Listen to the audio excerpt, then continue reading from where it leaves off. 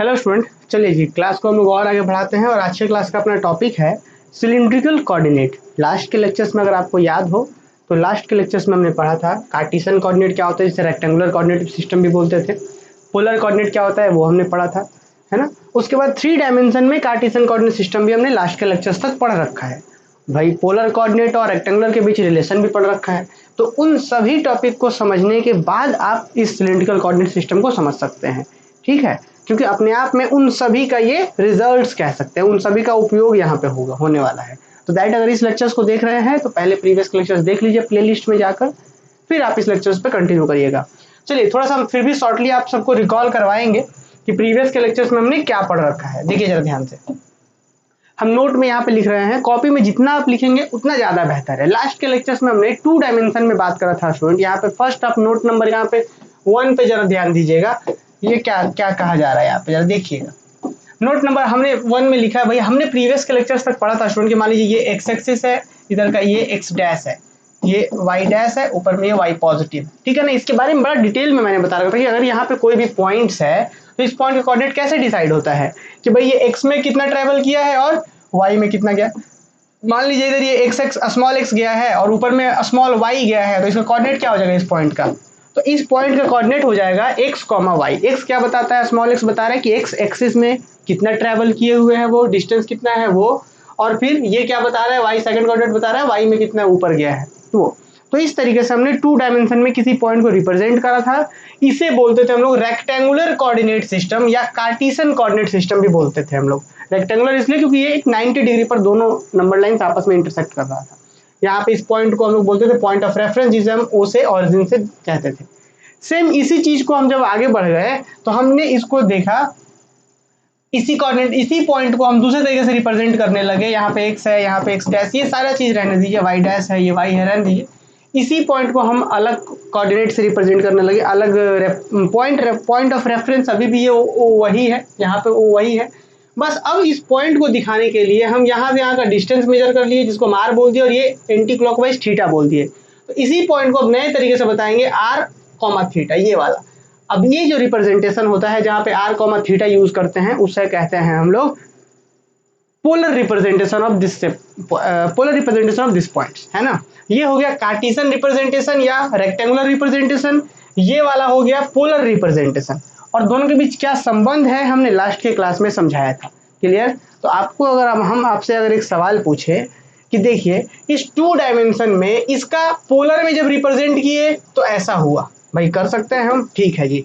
हमने rectangular axis में previous के लेक्चर्स में ही 3 डायमेंशन में, 3 डायमेंशन में भी तो बात करा था जी, आपको याद होगा।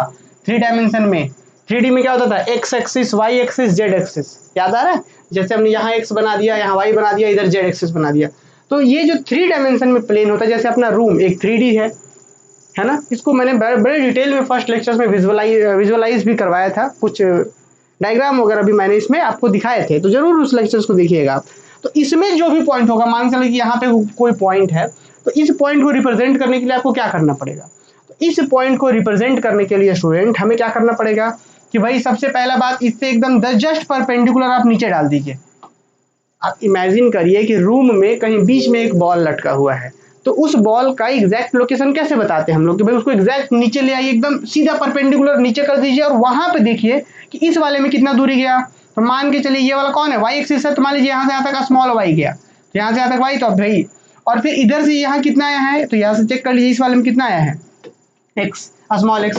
तो फाइनली इसको हम बताने के लिए ये तरीका उपयोग करेंगे कि भाई ये यहाँ से मतलब यहाँ से यहाँ कितना दूरी गया, कैसे पता करेंगे हम लोग। तो उसके लिए हमने उपयोग करा है ये डॉटेड लाइन का, ये वाला, इस तरीके से कि भाई हाँ ये डिस्टेंस को हम y बोल रहे हैं, यही है y, ठीक। और फिर ये इधर कितना आया है, तो यहाँ पे कितना चला, इसमें x चला है, तो हमने वहाँ इसको इस तरीके से लिखाया है। तो फाइनली हम बोल पा रहे हैं कि हाँ जी, और ये ऊपर कितना गया है, तो उसका हम नाम दे रहे हैं स्मॉल y, स्मॉल z, कि भाई ये जेड एक्सिस में कितना ऊपर गया है, तो स्मॉल जेड आप यहाँ पे देख पा रहे हैं, ऐसे करके दिया हुआ है जो, ठीक। तो फाइनली इस पॉइंट का कोऑर्डिनेट क्या होगा, एक्स एक्सिस में स्मॉल एक्स, फिर स्मॉल वाई, वाई एक्सिस में, फिर जेड एक्सिस में स्मॉल जेड। तो इस पॉइंट को दिखाने के ये तरीका था एक, क्या तरीका था कि एक्स एक्सिस में स्मॉल एक्स डिस्टेंस ट्रेवल किया है इधर, ये एक्स एक्सिस यही ना है, एक्स एक्सिस, तो इसमें स्मॉल एक्स यहीं तक गया है। अच्छा, वाई एक्सिस ये वाला है ना, तो वाई में सिर्फ इतना ही गया है, और जेड ये वाला है ऊपर, तो जेड इतना गया है पिंक वाला। तो इस तरीके से इस पॉइंट का कोऑर्डिनेट हो जाएगा x, y, z। अब स्टूडेंट इसी से हम लोग समझेंगे स्फेरिकल कोऑर्डिनेट, सिलिंड्रिकल कोऑर्डिनेट। तो इसके लिए हम कर लेते हैं इसको यहाँ से कॉपी, और नेक्स्ट पेज में हम लोग यहाँ पे डिस्कस करने जा रहे हैं आप सबके साथ सिलिंड्रिकल कोऑर्डिनेट सिस्टम। ठीक है, सिलिंड्रिकल कोऑर्डिनेट सिस्टम में एक्चुअली में होगा क्या स्टूडेंट, थोड़ा सा इसी से हम लोग समझेंगे। देखिए अब आपके सामने ये डायग्राम दिख रहा होगा, बहुत प्रेम से दिख रहा होगा, दिख रहा है बहुत अच्छे से। अब जरा ध्यान से एकदम समझना है इस चीज को कि अभी भाई हमारे पास इस पॉइंट को रिप्रेजेंट करने का एक तरीका था x, y, z। अब इसी पॉइंट को रिप्रेजेंट करने के और कोई तरीके हो सकते हैं क्या? हाँ, एक तरीका होता है जिसे हम लोग जिसका नाम जानते हैं सिलिंड्रिकल कोऑर्डिनेट सिस्टम। अभी ये कौन सा कोऑर्डिनेट सिस्टम है? Rectangular coordinate system. रेक्टेंगुलर क्यों है? क्योंकि इसमें x एक्सिस, y एक्सिस और z एक्सिस आपस में तीनों म्यूचुअली परपेंडिकुलर है, मतलब आपस में तीनों 90 डिग्री पर अलाइंड है ना। आप ध्यान रहे y का इधर सिर्फ मुझे पॉजिटिव दिख रहा है, पीछे y नेगेटिव होगा, z ऊपर दिख रहा है, z नीचे नेगेटिव होगा, ये x इधर दिख रहा है, पीछे x नेगेटिव होगा। तो हम तो सिर्फ पॉजिटिव वाला ऑक्टेंट बनाए हुए हैं, ऑक्टेंट का एक हिस्सा बनाए हुए हैं।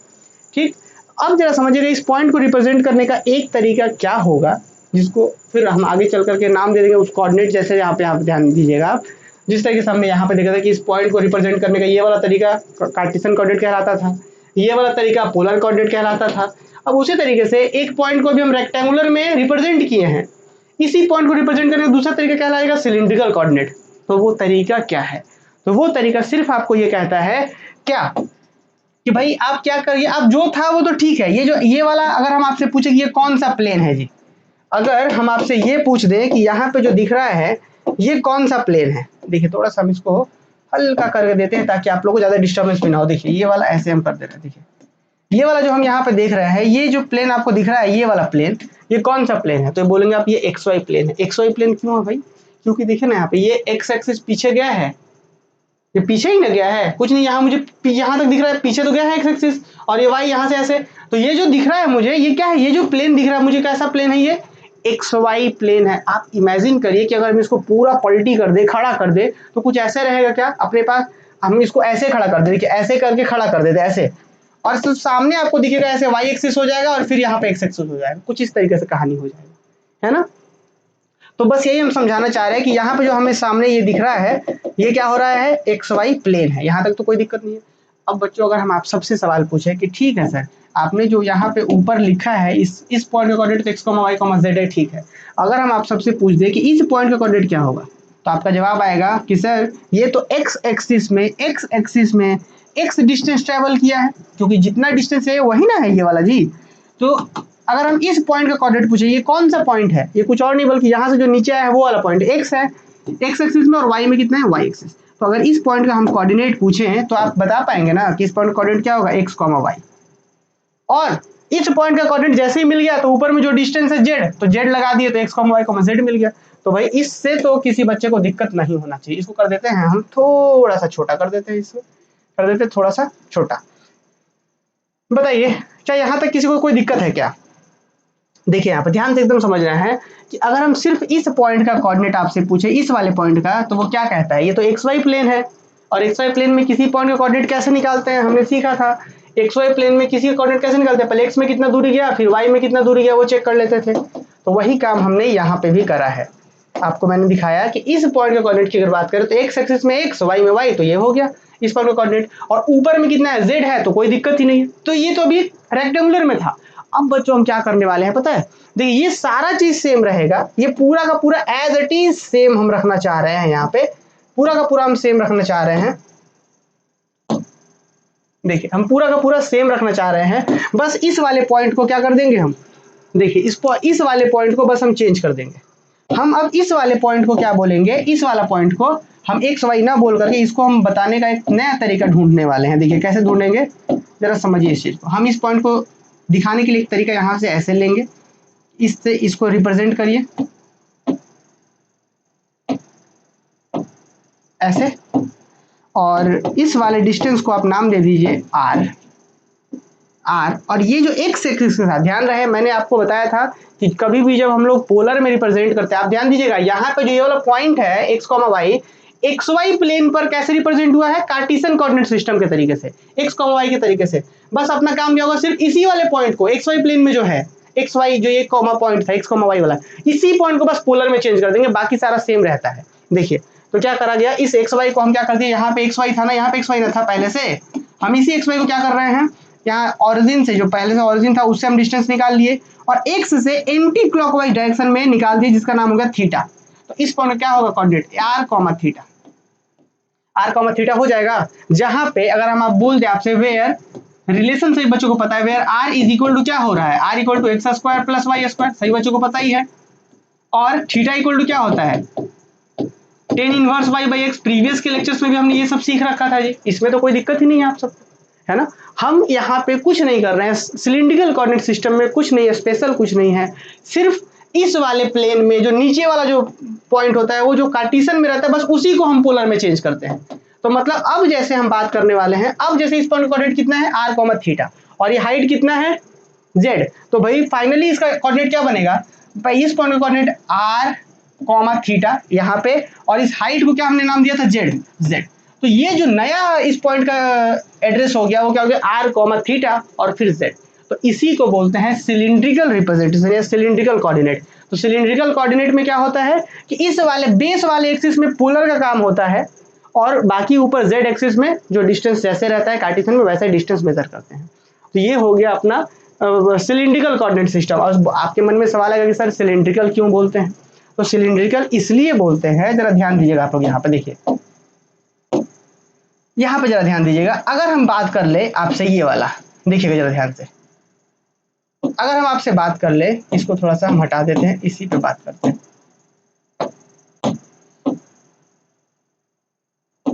इसको ना एकदम सेंटर पे रखना होगा हम लोगों को।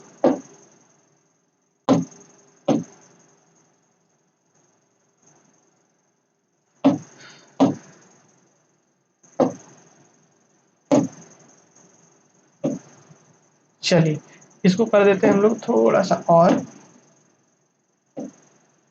अरे यार हम जो समझाना चाह रहे हैं, हाँ ये परफेक्ट है, ये आर हो गया। अब इसको कर देते हैं थोड़ा सा डॉट डॉट, ठीक।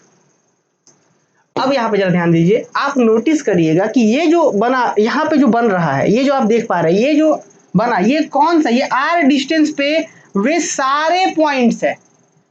ध्यान से सुनिएगा, अभी तो आपने सिर्फ क्या समझा कि भाई ये अपना जनरल रिप्रेजेंटेशन था रेक्टेंगुलर कोऑर्डिनेट में। अब इसमें क्या किया, हम सिर्फ एक प्लेन में जो एक्स वाई था उसको हम आर थीटा में गए और बाकी जेड एज इट इज, तो आर थीटा और जेड ये जाके बोलते हैं कि सिलिंड्रिकल कोऑर्डिनेट में हो गया। सिलिंड्रिकल क्यों बोलते हैं, क्योंकि देखिए ये जो आर डिस्टेंस है स्टूडेंट, अगर इस आर डिस्टेंस पे देखेंगे तो आपको यहाँ पे भी वही उतना ही आर मिलेगा, उतना ही आर पे दूसरा पॉइंट मिल सकता है, ऐसे ऐसे आप देखेंगे। तो इस तरीके से एक बेस में ये कौन से प्लेन पे हो रहा है, ये सारा काम हो रहा होगा एक्स वाई प्लेन पर। इमेजिन कर सकते हैं आप, ये जो हो रहा है, ये जो रेक्टेंगल बना है वो सब एक्स वाई प्लेन पर बना है जी। ये सब किस पे बना है, ये जो सॉरी ये जो सर्कल बन रहा है एक्स वाई प्लेन पर। और सेम इसी से ऊपर स्टूडेंट, सेम इसी से ऊपर अगर आप ध्यान देंगे, चलिए अगर आप ध्यान देंगे यहाँ पे, चलिए हम इसको कॉपी करके थोड़ा सा फिर से आपको समझाते हैं। देखिए तो थोड़ा सा जो भी हाइट आपका रहेगा, मान के चला जाए कि आपका जेड हाइट है, तो जेड हाइट यहाँ पे पहुंचने के बाद, जेड हाइट यहाँ पे पहुंचने के बाद, है ना, ठीक है। ये जो भी आपका हाइट है, आप देखिएगा यहाँ पे जो भी आपका हाइट है, उस उतना हाइट के बाद आप देखेंगे तो आपका जो कुछ कोऑर्डिनेट बन रहा होगा कुछ इस तरीके से बन रहा होगा, ऐसे ये वाला अपना पूरा ये ऐसे एक सिलेंडर के जैसा बन रहा होगा, सिलेंडर के जैसा।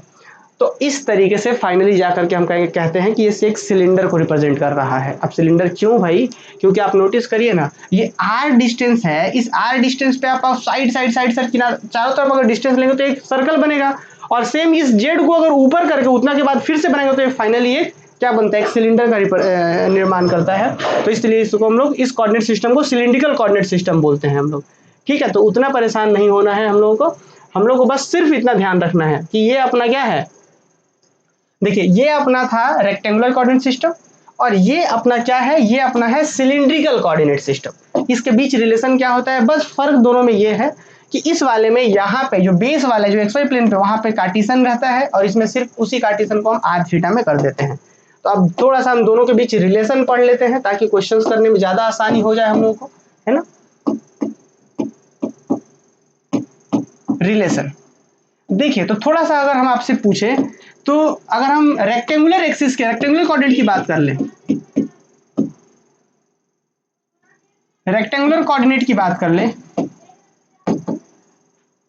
देखिए स्टूडेंट रेक्टेंगुलर कोऑर्डिनेट की जब हम बात करेंगे तो उसमें क्या होता है x, y, z, ये 3 पॉइंट्स की मदद से हम रिप्रेजेंट करते हैं, आपने देखा यहाँ पे। लेकिन अब जैसे हम सिलिंड्रिकल कोऑर्डिनेट की बात करेंगे,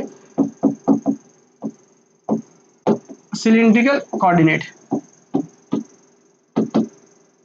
सिलिंड्रिकल कोऑर्डिनेट में क्या होता है, r हो जाता है, थीटा हो जाता है और बाकी z एज इट इज रहता है, z में कोई बदलाव नहीं होता।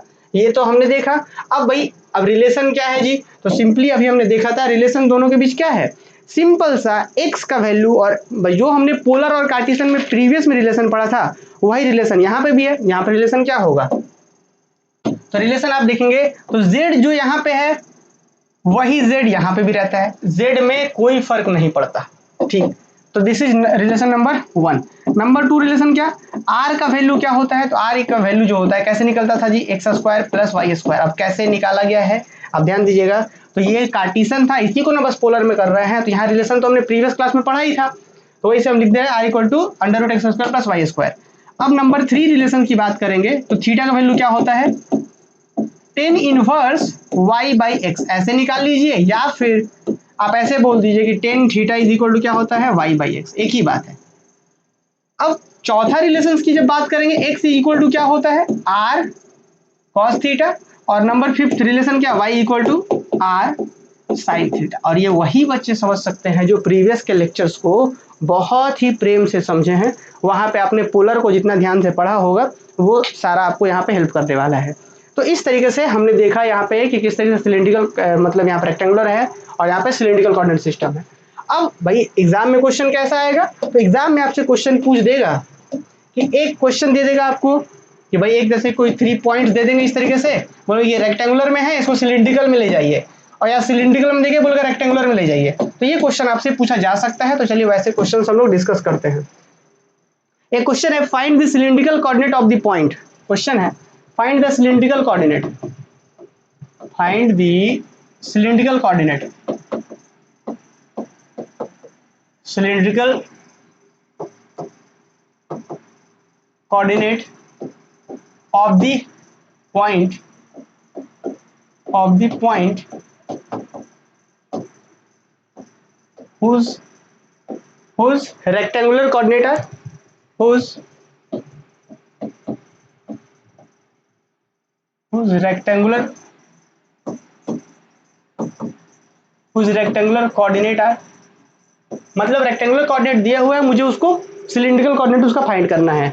तो क्वेश्चन नंबर ए लेके चलते हैं। पहले क्वेश्चन नंबर ए क्या है, 2√3, 2, पहला जो है x की जगह पे है 2√3, ये हो गया x, फिर 2 है यहाँ पे और फिर -2 है, फिर है आपके पास यहाँ पे -2 है। और फिर क्वेश्चन नंबर बी एक और है, उसको भी लिख ही लेते हैं, वो है आपका 16/5, 12/5, 16/5, 12/5, फिर उसके बाद है आपका 3। अब एक बार थोड़ा सा जरूर समझते हैं हम लोग पहले, उसके बाद क्वेश्चंस पे हम लोग आगे बढ़ेंगे।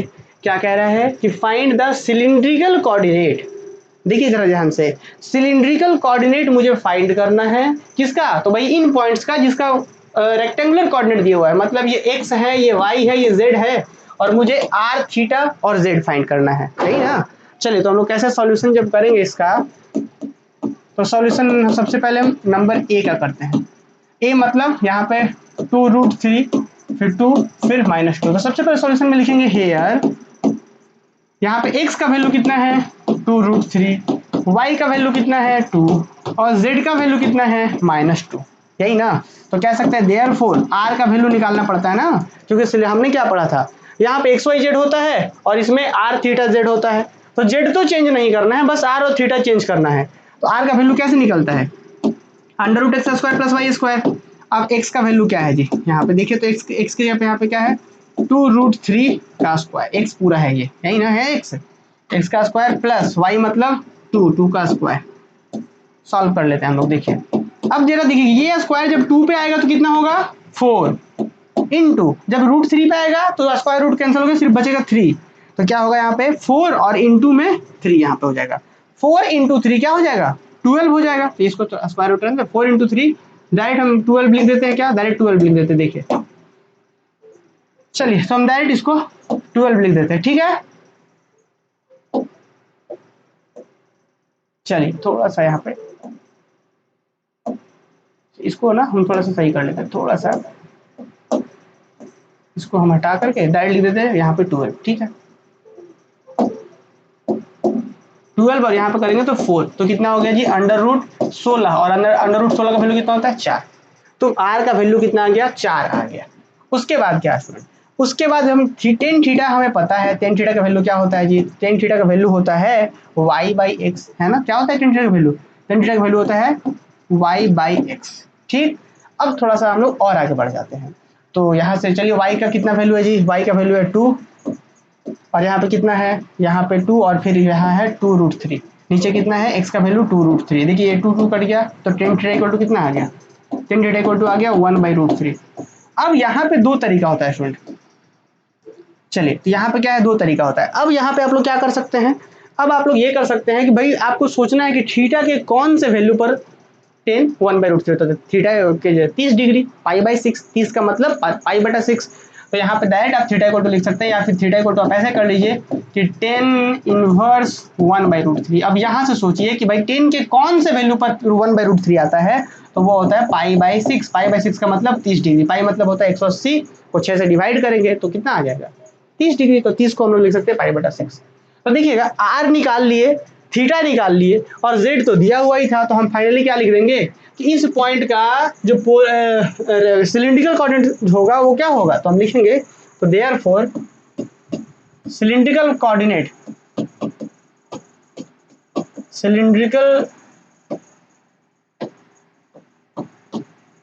Cylindrical coordinate of the given points is क्या होगा, तो भाई आर का वैल्यू कितना था 4 था, थीटा कितना था पाई बटा 3, सॉरी पाई बटा 6 था 30 डिग्री, फिर और जेड का वैल्यू तो यहाँ पे -2 एज इट इज रह जाएगा -2, तो ये हो गया आपका आंसर, ये हो गया आपका कंप्लीट आंसर। तो क्वेश्चन नंबर ए जो था तो वो किस तरीके से आपको दिया गया था, तो क्वेश्चन नंबर ए में 2 रूट 3, 2, -2 ये था आपका रेक्टेंगुलर कोऑर्डिनेट एक्सिस, और बाकी इसे हमें निकालना था सिलिंड्रिकल कोऑर्डिनेट सिस्टम में, तो हमने क्या करा इस रिलेशन की मदद से आर और थीटा निकाल लिया, और फिर फाइनली जाकर के आर थीटा और जेड के फॉर्म में लिख दिए सिलिंड्रिकल में। अब इस वाले क्वेश्चन को हम आपके लिए होमवर्क छोड़ देते हैं, लेकिन आपको हम आंसर बता देते हैं। इसका आंसर जो होगा स्टूडेंट, इसका आंसर क्या है, चलिए नहीं आंसर हम आपके लिए नहीं छोड़ते, इसको सॉल्व करवाते हैं, इसमें भी कुछ नया सीखने को मिलेगा आपको। क्वेश्चन नंबर बी की बात कर ले, क्वेश्चन नंबर बी क्या था, 16/5 12/5, 16/5 12/5, और फिर क्या है 3 है। चलिए ये क्वेश्चन था ना, वी हैव, तो हम क्या लिखेंगे हेयर, जब सॉल्यूशन करेंगे हम लोग, चलिए तो जब हम लिखेंगे here x is equal to 16/5, फिर y इज इक्वल टू 12/5, और z इज इक्वल टू 3, तो z का तो कोई उपयोग ही नहीं है, z direct as it is z लिखाता है। तो अब चलिए हम आगे बढ़ेंगे, तो लिखेंगे क्या, तो देयरफॉर ये x y z हो गया, तो लिखेंगे देयरफॉर r का जो वैल्यू होता है स्टूडेंट वो होता है x² + y², यही ना होता है r का वैल्यू। r अब x की जगह पे मतलब x का वैल्यू मतलब 16/5 का होल स्क्वायर, 16/5 का स्क्वायर, प्लस y का स्क्वायर मतलब 12/5 का स्क्वायर, क्योंकि y इतना ही है। थोड़ा सा और हम इसको आगे बढ़ा देते हैं, इसको जब और आगे बढ़ाएंगे तो आप देखेंगे कि 16/5 का होल स्क्वायर मतलब 16 पर भी स्क्वायर जाएगा, ये वाला स्क्वायर 16 पर भी आएगा, और 5 पे भी 16 का स्क्वायर करेंगे तो 256, और फिर 5 पे स्क्वायर होगा तो 25 हो जाएगा। ठीक आगे बढ़िए, फिर 12 का करेंगे तो 144, फिर इधर करेंगे 5 पे करेंगे स्क्वायर तो 25, ये हो गया। थोड़ा सा इसको हम लोग और सॉल्व करते हैं, ठीक थोड़ा सा और सॉल्व करते हैं, देखिएगा एलसीएम कितना आएगा, एलसीएम तो 25 ही आएगा, यही ना जी, 25 दोनों में, तो 25 आएगा एलसीएम, और ऊपर सीधा जुड़ जाएगा, तो 256 में 144 जोड़ेंगे तो 56 में 44 जोड़ेंगे तो 100, और 200 300, और फिर 100 400, ऊपर में हो गया 400। अब देखिए 25 से काट दिया, 25 एकम 25, और 4 बार में 100 आता है ना, तो 4 बार में 100 आता है, तो यहाँ 400 है, तो 4 चौक 16, 16 बार में 400 आएगा, तो 16 बार में, तो क्या आ गया रूट अंडर 16/1, 16/1 मतलब 16, और 16 का स्क्वायर रूट कितना आता है बाहर 4 आता है, कितना आ गया बाहर, तो यहाँ पे आपका जो आ गया बाहर कितना आ गया 4 आ गया, तो आर का वैल्यू स्टूडेंट आ गया 4। अब निकाल लेंगे थीटा, अब हम क्या निकाल लेंगे थीटा, तो लिखेंगे एंड टेन थीटा की जब बात करते हैं तो ये होता है y/x, यही ना होता है, तो y कितना है यहाँ पे आप लोग देखिए, यहाँ पे y कितना है, y है 12/5 और x है 16/5, that is tan theta equal to y है 12/5 और x है 16/5 है क्या, बिल्कुल है। अब देखिएगा स्टूडेंट, यहाँ पे भाई आप क्या करेंगे, यहाँ पे थोड़ा सा हम आपको एक्स्ट्रा समझा दें, यहाँ पे 12/5 को डिवाइड किया जा रहा है किससे, 16/5 से।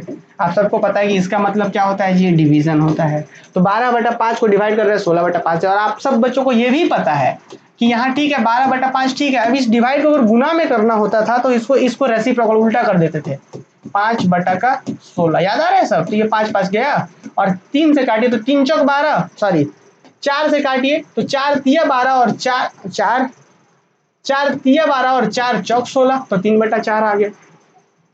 तो डायरेक्ट हम लिखेंगे यहाँ पे कि टेन थीटा इक्वल टू कितना आ गया 3/4, थीटा इक्वल टू कितना होता है स्टूडेंट, अब भाई अब 10 का वैल्यू का भी एग्जैक्ट वैल्यू पे 3/4 आता है क्या कहीं, जो हमने जो 2-4 वैल्यू जो याद रखे थे टेबल वाले आता, तो हमें यहाँ तो हमें एग्जैक्ट याद नहीं है, कैलकुलेटर का मदद लेना पड़ेगा, तो इसलिए हम डायरेक्ट लिखेंगे थीटा इक्वल टू 10 इनवर्स 3/4, उतना दिमाग लगाना ही नहीं है, बस यहीं रख देंगे कि 10 का थीटा का वैल्यू 10 इनवर्स 3/4, बस हर बार आप एग्जैक्ट वैल्यू बता पाएंगे 60 डिग्री 40 डिग्री जरूरी नहीं है, ठीक है ना, तो ऐसे हम छोड़ देंगे, तो हमारे पास आर निकल गया 4, थीटा निकल गया 10 इनवर्स, देखिए थीटा का वैल्यू 10 इनवर्स 3/4, तो हम कह सकते हैं therefore cylindrical coordinate are, therefore cylindrical coordinate of given points r, क्या होगा जी, r कितना है 4, थीटा कितना है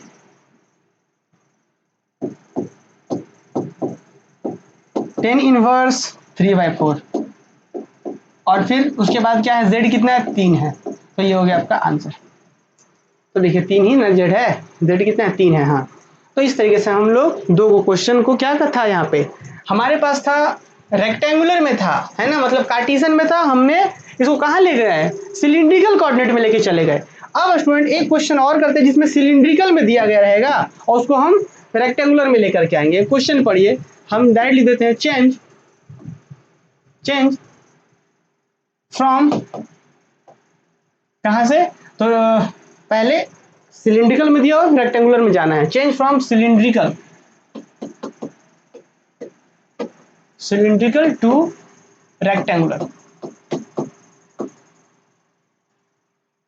रेक्टेंगुलर कोऑर्डिनेट सिस्टम।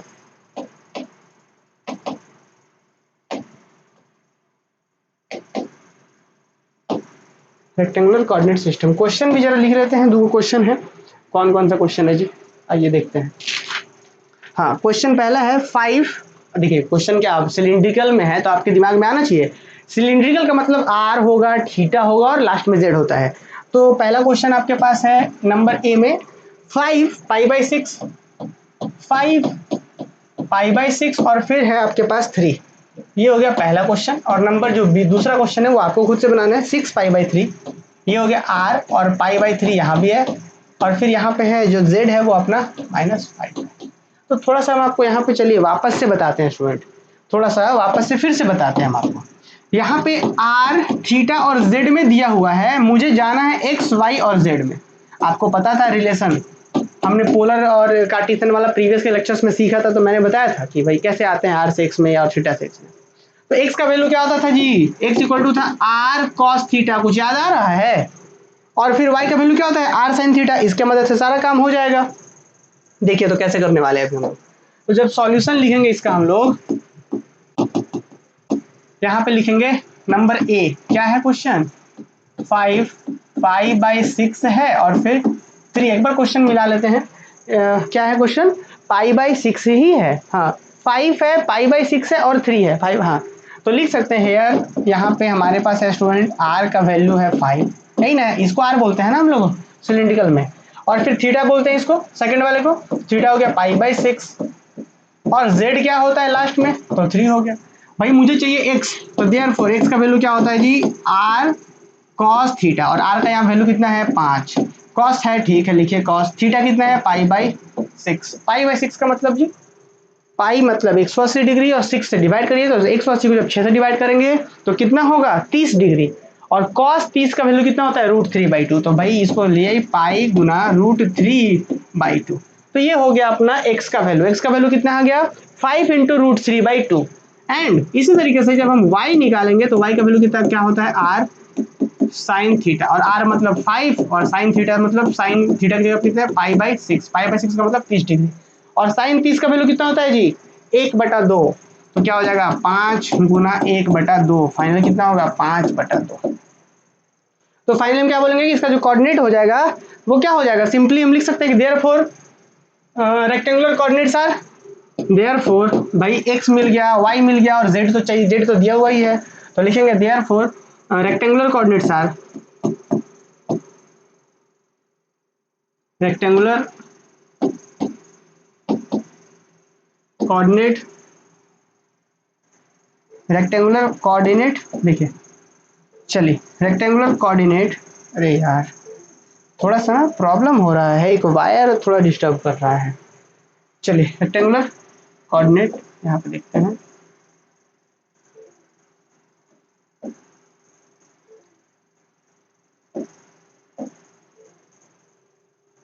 एक सेकंड थोड़ा वेट करते हैं हम लोग।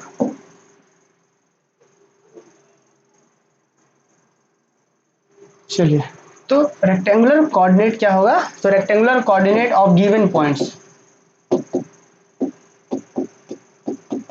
अब गिवन पॉइंट्स आ क्या होगा रेक्टेंगुलर कोऑर्डिनेट, x क्या है अपना यहाँ, तो 5√3/2, 5√3/2, देखिए यहाँ पे ये x का वैल्यू था ना, ये लिख दिया हमने, फिर y कितना आया है तो 5/2 आया है y, 5/2, और z कितना है अपने पास, तो z है 3, तो z है 3, तो दिस इज योर आंसर, ठीक है, तो ये अपना आंसर हो गया, यहाँ पे XYZ हमने निकाल दिया।